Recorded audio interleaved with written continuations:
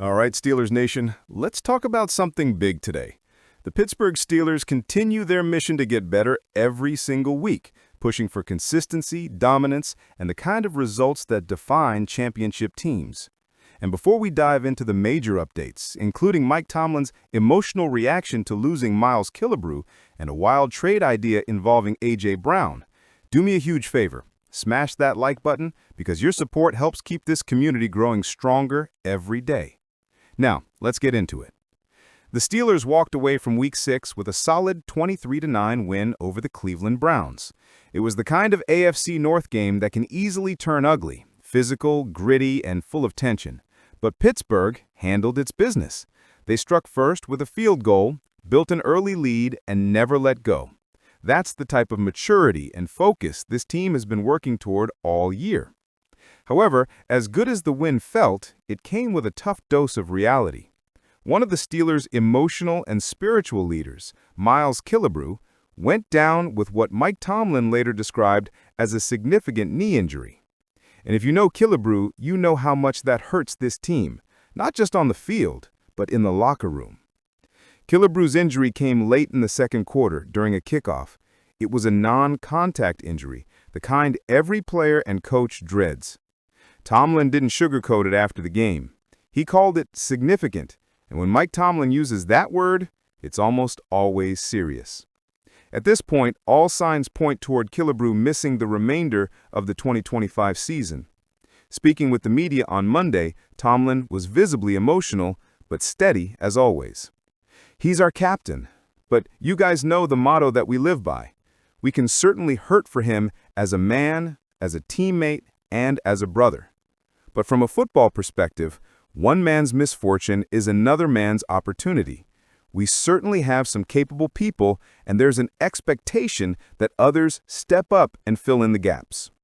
That's classic Tomlin, always honoring the player, but keeping the focus on the next man up. Now, for those who may not realize just how important Miles Killebrew is, let's be clear, this guy isn't just a depth safety. He's the heart and soul of Pittsburgh's special teams unit and one of the very best in the NFL at what he does. Killebrew is a two-time Pro Bowler and an All-Pro 2023, recognized league-wide for his consistency, leadership, and ability to make momentum-shifting plays. Whether it's flying down the field on coverage or blocking punts, something he's done more than any other Steeler in recent memory, Killebrew sets the tone. He's also one of the team's captains, which tells you everything about the kind of respect he commands.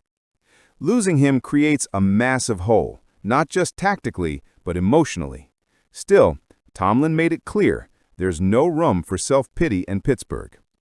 The Steelers already have several names in the mix on special teams who've been making an impact this year. Ben Skowronek and Connor Hayward have both been standouts, showing great energy and discipline in coverage units. There's also Chuck Clark, a veteran safety who's been inactive for some games but could now find himself back in uniform with this special teams opening. Clark brings experience, physicality, and leadership, and this could be the perfect opportunity for him to reassert his value. And don't overlook the rookies.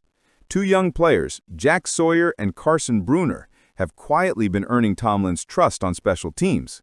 Both have been involved in tackles early in the season, and with Killebrew sidelined, they'll likely be asked to take on bigger roles. Tomlin has always said special teams are a launching pad for young Steelers' careers, and this could be that moment for these guys. Because, let's be real, in Pittsburgh, special teams matter. Casual fans might not pay close attention to kick coverage or punt return lanes, but Tomlin does. The Steelers do. They know that winning field position battles and momentum plays often start right there. Losing Killebrew hurts, but it also tests the next man up philosophy that this franchise was built on. Now, let's switch gears to another headline that's got Steelers fans buzzing. According to ESPN's Adam Schefter, Pittsburgh is actively exploring the wide receiver trademark. Yes, you heard that right. The Steelers are making calls, and one massive name has entered the conversation: A.J. Brown of the Philadelphia Eagles. CBS sports analyst Cody Benjamin floated a blockbuster proposal that would send Brown to Pittsburgh in exchange for Pat Freiermuth, Alex Highsmith, and a 2026 third-round pick. Let's break that down. In this hypothetical deal, the Steelers would be getting a bona fide W1 superstar, a $96 million playmaker who could instantly transform this offense. Pairing A.J. Brown with DK Metcalf, that's not just firepower, that's nightmare fuel for defensive coordinators. The Steelers' offense has taken major steps forward this season, but they've still lacked that second dynamic receiver who can consistently create separation and make plays after the catch. A.J. Brown would solve that instantly. But, and it's a big but, this trade also comes at a major price. Losing Alex Highsmith would mean sacrificing one of the most productive and reliable pass rushers opposite T.J. Watt. Highsmith is a foundational part of Pittsburgh's defense and under contract through 2027. Then there's Pat Freiermuth, who's had a slow statistical start to 2025 but remains one of the most talented young tight ends in the league. Trading him, along with Highsmith and a draft pick, would be a bold, even risky move. For Philadelphia, the trade could make sense on paper. They've struggled on defense since Darius Smith retired, and Highsmith would give them an immediate boost.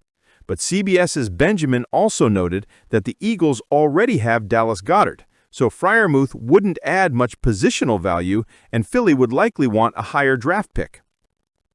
So is it realistic? Probably not this season. A.J. Brown may be frustrated with how things are going in Philadelphia, but the Eagles still have Super Bowl aspirations. Trading away one of their best offensive weapons mid-season just doesn't fit their timeline. However, and this is where it gets interesting, if the tension between Brown and the Eagles continues, that situation could explode in the offseason. Imagine an offseason where Pittsburgh, with cap flexibility and a developing quarterback, decides to go all in and bring in A.J. Brown to join DK Metcalf. That's a dream scenario that would instantly make the Steelers one of the most explosive offenses in football. But for now, the focus stays on the men in the locker room. Losing Miles Killebrew hurts, but Mike Tomlin's message was clear: no excuses, no drop-off. This team is built on accountability. Whether it's special teams, offense, or defense, every man on the roster has a role to play. And with the trade deadline approaching, you can expect Omar Khan and Tomlin to explore every possible way to make this roster even stronger. That's what championship-level organizations do. Big Ben's podcast, Footballin' with Ben Roethlisberger, is always filled with honest takes, humor, and nostalgia.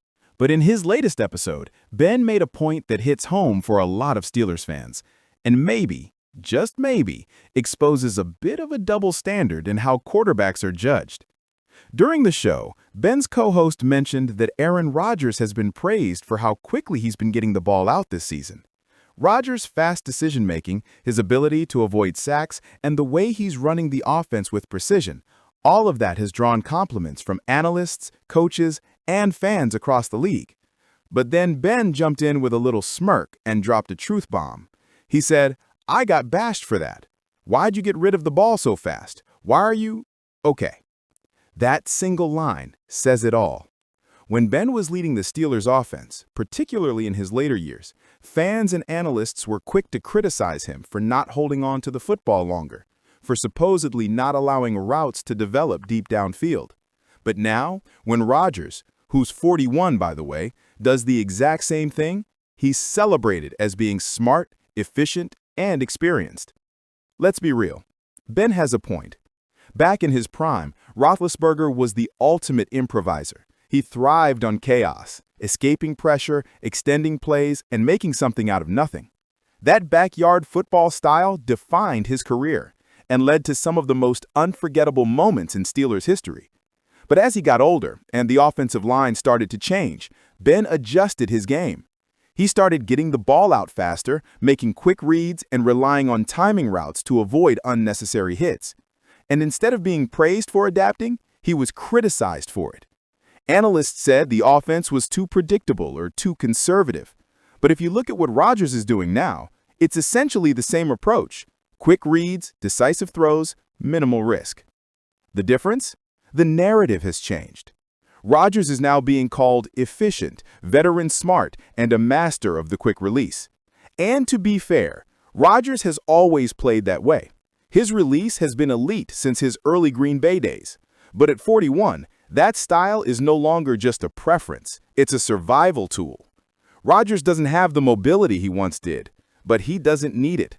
His brain is his biggest weapon. He diagnoses defenses in a split second and gets the ball out before the pass rush even has a chance. That's exactly what Ben was doing in his later years. Only in his case, people said he was washed or afraid to take hits. Let's call it what it is, a clear example of how the perception of quarterback play can shift over time. And maybe that's what Ben was really getting at. The NFL evolves. What used to be seen as checking down too fast is now seen as playing smart football. What used to be conservative is now situational awareness. For Steelers fans, it's impossible not to smile a little when you hear Big Ben make those comments. It's classic Roethlisberger, confident, sarcastic, but also self-aware. And honestly, he's not wrong. Let's not forget how effective those late career offenses were. Even when the deep shots weren't there every drive, Ben's quick decision-making helped keep drives alive, reduced turnovers, and played to the strengths of his receivers, like Deontay Johnson, Juju Smith-Schuster, and Chase Claypool at the time.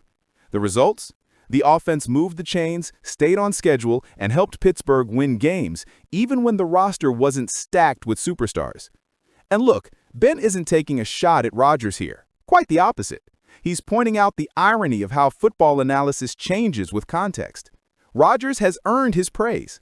His precision and intelligence are unmatched. But it's fascinating to see how the same playing style can be framed so differently depending on who's doing it and when. It also speaks to how much the league's offensive philosophy has evolved. Today's NFL celebrates fast releases, RPOs, and quick strike schemes. The game is faster, and the rules favor quarterbacks who get the ball out quickly to neutralize pressure. 10 years ago, people wanted to see deep bombs and highlight throws. Today, efficiency is king.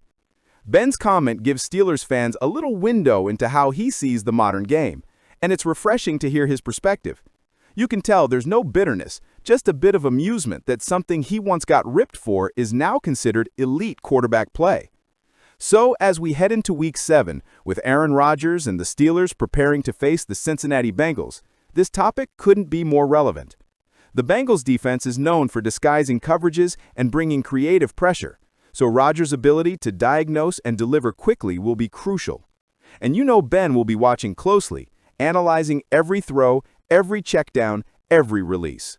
The Steelers, fresh off a big win over the Browns, have some real momentum right now. The defense is stepping up, the offense is finding rhythm, and there's growing confidence around the locker room. But now, they'll need to take that same energy on the road against the division rival with serious offensive firepower. Joe Flacco, Jamar Chase, and T. Higgins are no joke. It's another major test for this team and for Rodgers' leadership under pressure. And just maybe, Ben's comments will make fans appreciate what both quarterbacks, past and present, bring to the game. Because when you strip away the narratives and media labels, what you see in both Roethlisberger and Rodgers is experience, adaptability, and mastery of the position. Both quarterbacks found ways to win, even when the game changed around them. So, Steelers Nation, I've got to ask you, would you pull the trigger on a deal for A.J. Brown if it meant losing Alex Highsmith and Pat Freiermuth? And how confident are you that the Steelers' special teams unit can hold strong without Miles Killebrew for the rest of the season? Drop your thoughts in the comments. I want to hear what you think. And as always, if you love these in-depth Steelers updates, do your part to keep this channel growing. Hit that like button, subscribe, and turn on notifications so you never miss a single update on your Pittsburgh Steelers. Because here in the Black and Gold family, we're not just fans. We're part of the story. Here we go, Steelers Nation.